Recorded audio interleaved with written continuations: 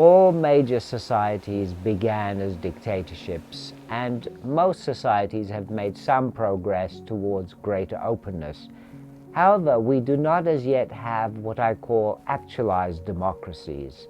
That is, societies in which all citizens have full participation in decision-making, irrespective of their resources and their group memberships.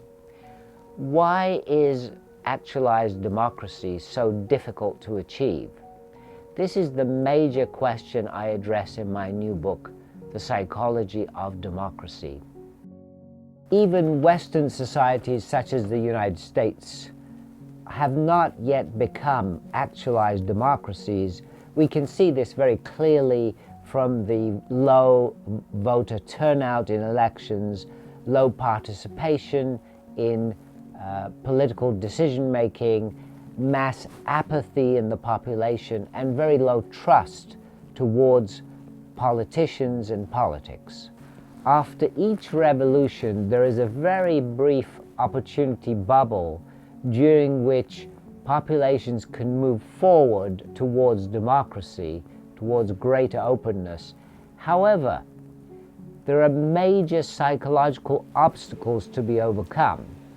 What are the psychological changes that need to take place in order to move forward in areas such as rule of law and freedom of speech? These are at two different levels. A first level of psychological changes needed to achieve democracy are at the individual level.